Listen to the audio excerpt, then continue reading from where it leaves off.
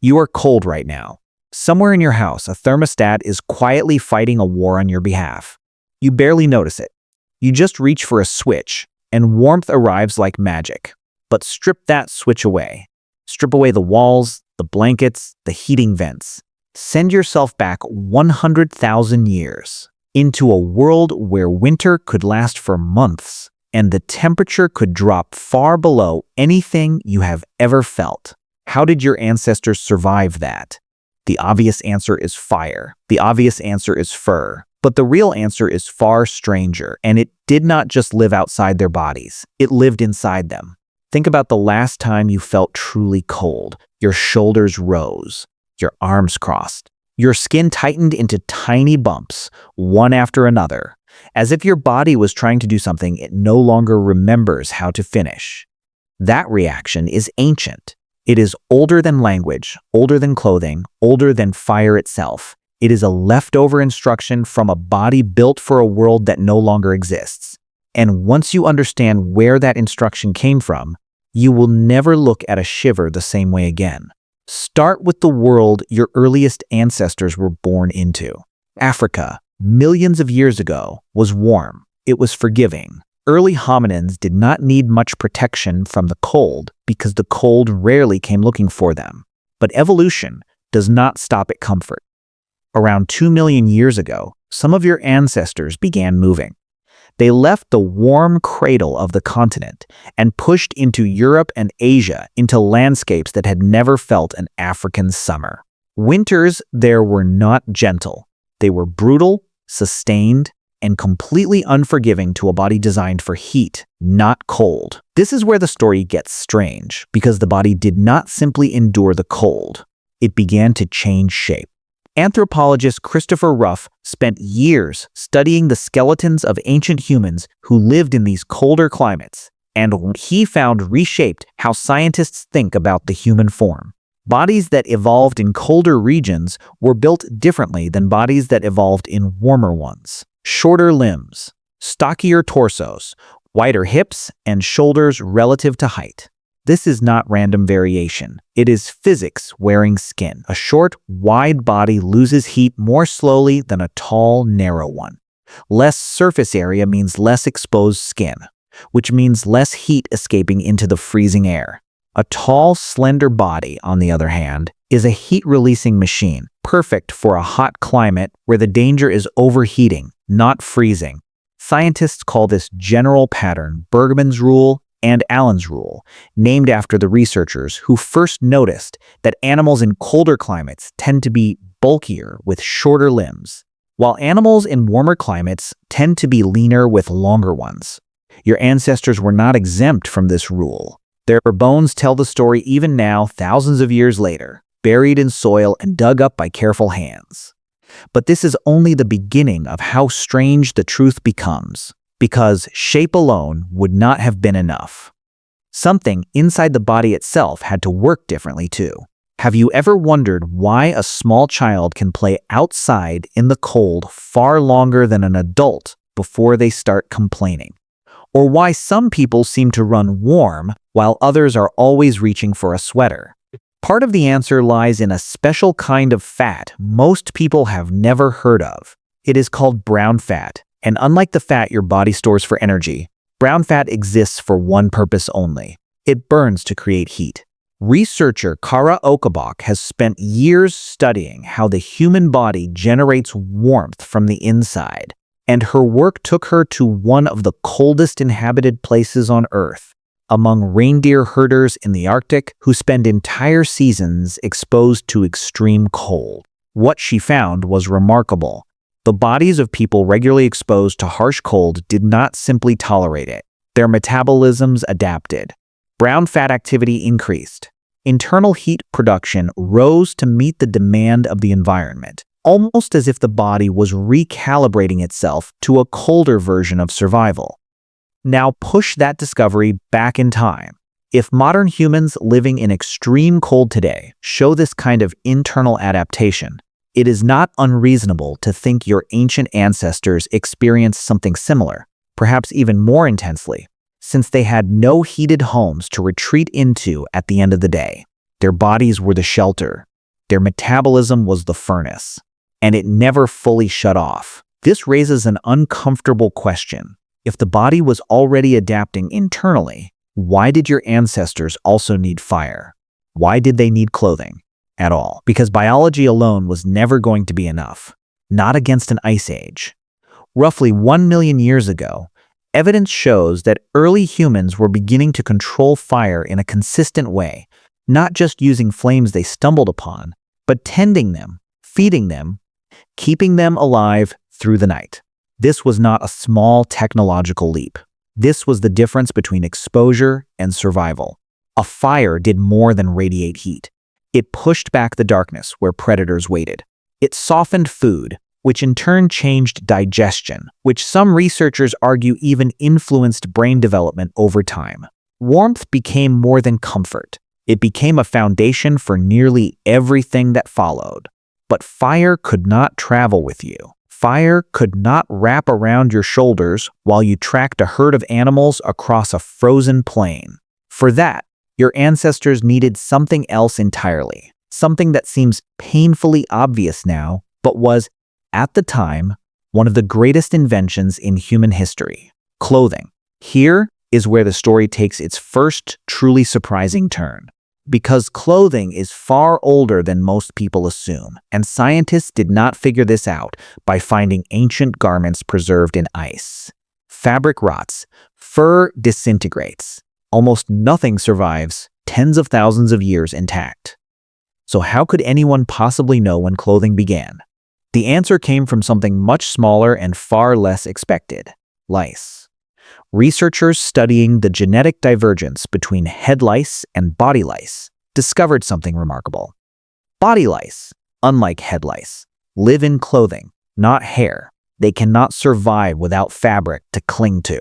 By calculating when body lice genetically split off from head lice as a separate population, scientists were able to estimate roughly when humans began regularly wearing clothing. The number that emerged was staggering. Somewhere between 100,000 and 170,000 years ago.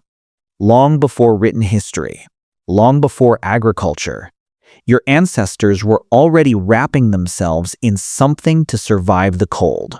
Think about what that means. Before language as we understand it, before permanent settlements, before nearly everything you associate with civilization, humans had already solved one of nature's hardest problems. They had figured out how to wear another animal's warmth, and they did not stop there. Around 40,000 years ago, something changed again. Archaeologists began finding tiny bone needles with eyes small enough to thread. These were not crude tools for punching holes in leather. These were needles built for stitching, for shaping loose hides into fitted garments that trapped body heat far more efficiently than a simple wrap ever could. This shift mattered enormously, especially for a group of humans who were at the very same time sharing the cold landscapes of Europe with a very different kind of neighbor: Neanderthals. For a long time, popular imagination painted Neanderthals as primitive brutes, unable to compete with modern humans. But the truth researchers have uncovered is far more complicated and far more respectful of what Neanderthals actually achieved. Eric Trinkhaus, an anthropologist who has spent decades studying Neanderthal remains, found that their bodies showed remarkable adaptations to extreme cold: barrel-shaped chests, shorter limbs, wide noses believed to help warm and humidify freezing air before it reached the lungs. Neanderthals were not failing against the cold. In many ways, their bodies were built for it more effectively than early modern humans. So why, then, did modern humans eventually spread across these frozen landscapes while Neanderthals eventually disappeared? Some researchers point to exactly the invention you just learned about: fitted clothing. Evidence suggests that while Neanderthals used hides for basic warmth, modern humans developed more sophisticated tailored garments, layered clothing that trapped warm air against the skin more efficiently, giving them an edge in enduring long, harsh winters. It is a strange thought. Something as simple as a needle and thread may have quietly shaped the future of an entire species. Not brute strength, not superior intelligence in some grand, sweeping sense, just better insulation. Now think about shelter, because clothing alone could not have carried your ancestors through an entire Ice Age winter. In parts of what is now Ukraine and Russia, archaeologists have uncovered something almost impossible to picture at first. Massive structures built from the bones and tusks of woolly mammoths, arranged in careful circular patterns, believed to have supported hide coverings that created insulated shelters against the wind and snow. These were not accidental piles of bone. These were engineered dwellings, built by people who understood airflow, structural weight, and the brutal necessity of blocking wind before it stole every ounce of body heat they had worked so hard to preserve. Inside these shelters, fires would have burned low and steady, and bodies would have huddled close together, not just for company, but for survival. Shared body heat matters more than people often realize. A group sleeping together loses less heat collectively than individuals sleeping alone. And some researchers believe this simple, communal act of huddling for warmth may have reinforced early social bonds in ways that echo forward into how you seek comfort and closeness today.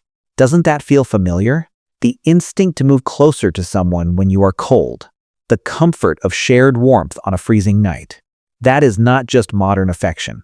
That is inherited survival behavior, stretching back further than you might ever have imagined. Here is where the twist becomes almost impossible to ignore.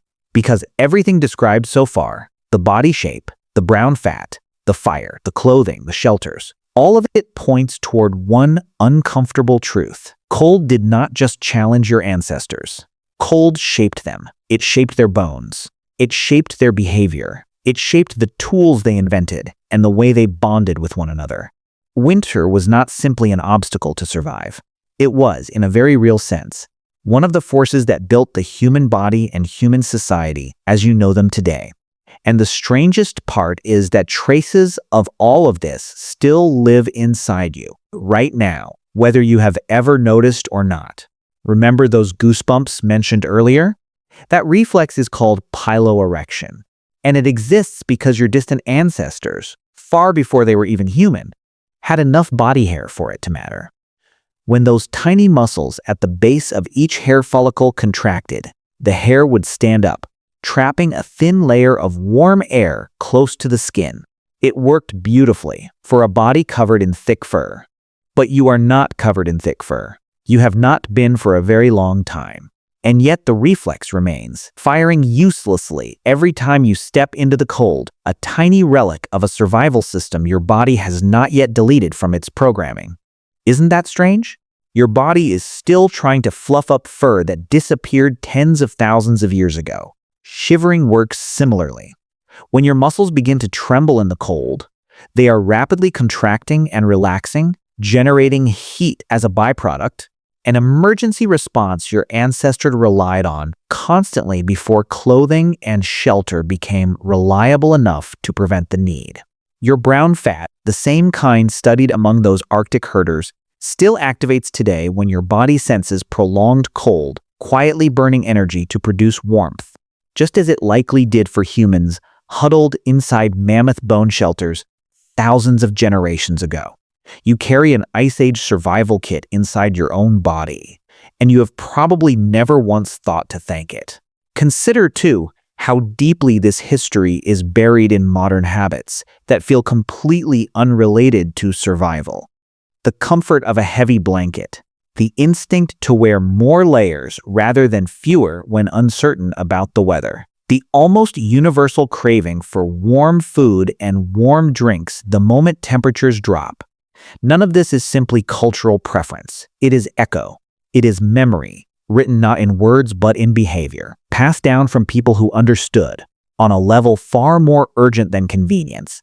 That warmth was the difference between waking up tomorrow and not waking up at all. Think about your own home for a moment. Insulated walls, sealed windows, layered clothing designed with synthetic materials engineered to trap heat more efficiently than any animal hide ever could. On the surface, this looks like modern innovation, completely disconnected from anything ancient. But the underlying principle has not changed even slightly. Trap warm air close to the body, block the wind, reduce the surface area exposed to cold. These are the exact same strategies your ancestors developed with mammoth bones and stitched hides, just executed with different materials and far greater precision. You are still solving the same problem they were solving. You have simply inherited better tools. There is something almost humbling in that realization. Every time you pull on a coat before walking outside, you are repeating a decision your ancestors made tens of thousands of years ago, when the stakes were infinitely higher and the margin for error was razor thin. Every time you shiver involuntarily, you are watching your body run code that predates civilization itself. Every time you crave the comfort of a shared blanket or a warm room full of people, you are feeling an echo of huddled bodies inside a mammoth bone shelter, holding on to each other because separation meant death. And perhaps this is the most important part of the story. Survival against the cold was never purely a solitary achievement. It required cooperation. It required innovation passed from person to person, generation to generation, refined slowly over unimaginable stretches of time. A single early human, alone in an Ice Age winter, likely would not have survived. But a group, sharing fire, sharing shelter, sharing knowledge of how to stitch a hide or where to find dry wood, could endure almost anything. The cold did not just shape bodies, it shaped community. It rewarded connection over isolation, and in doing so, it may have helped shape the very social instincts you still carry today. So the next time you feel that first sharp bite of cold air, and your shoulders instinctively rise, and your skin tightens into goosebumps that serve no real purpose anymore, pause for just a moment. You are not simply reacting to temperature. You are replaying a survival story tens of thousands of years in the making, one written in bone shape and brown fat, in stitched hides and mammoth tusks, in shared fires and huddled bodies pressed together against a world that offered no mercy to anyone unprepared. You are cold right now, or perhaps you will be soon. But you were never truly built to fear the cold. You were built to answer it, one adaptation at a time, until an entire species learned how to turn the harshest winters on Earth into nothing more than a minor inconvenience solved by a jacket and a thermostat.